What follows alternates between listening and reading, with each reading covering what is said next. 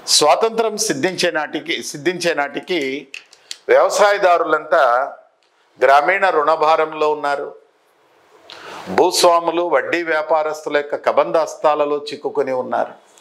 ఇలాంటి నేపథ్యంలో ఆ వ్యవసాయదారులను వడ్డీ వ్యాపారస్తులు భూస్వాముల కబంధ హస్తాల నుంచి తొలగించి బ్యాంకుల ద్వారా లేక ప్రభుత్వ రుణాలను మంజూరు చేయడానికి సలహాలు సూచనల కోసం reserve bank of India Gorwala అధ్యక్షతన అఖిల భారత గ్రామీణ పరపతి పరిశీలన సంఘమును నియమించింది.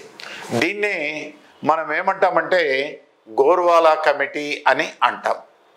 ఈ కమిటీ 3 సంవత్సరాల పాటు దేశవ్యాప్తంగా పర్యటించి అనేక సమాచారాన్ని తెలుసుకొని కొంత తన నివేదికను 1954లో రిజర్వ్ బ్యాంకుకు సమర్పించింది. దీనిలో భాగంగా ఏమిటంటే 1951 నాటికి దేశంలో ఉన్నటువంటి రైతులలో 93% మంది రైతులు రుణభారములో ఉన్నారు. అంటే చేసిన రుణాలను తిరిగి చెల్లించడానికి, రుణాలపై వడ్డీలు చెల్లించడానికి అప్పు చేసే పరిస్థితిలో ఉండి రుణ ఊబిలో కోరుకొని పోయినారు. మొత్తం వ్యవసాయ రుణాలలో ఆనాడు ఉన్నటువంటి వ్యవసాయ రుణాలలో సుమారు 92.5% రుణాలు వడ్డీ వ్యాపారస్తులు, భూస్వాములు, కమిషన్ ఏజెంట్లు మొదలైనటువంటి వాళ్ళ దగ్గర అప్పు తెచ్చినారు. దెన్ కేవలం ప్రభుత్వ రుణాలు 7.5% ఉన్నాయి. మరి ఇలాంటి పరిస్థితులలో రైతుల యొక్క ఆర్థిక పరిస్థితులు చాలా అధ్వానంగా ఉన్నాయి.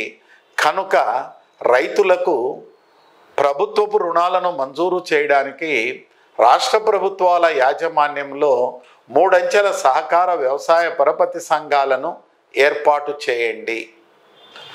దెన్ ఇంపీరియల్ బ్యాంకును జాతీయం చేయండి.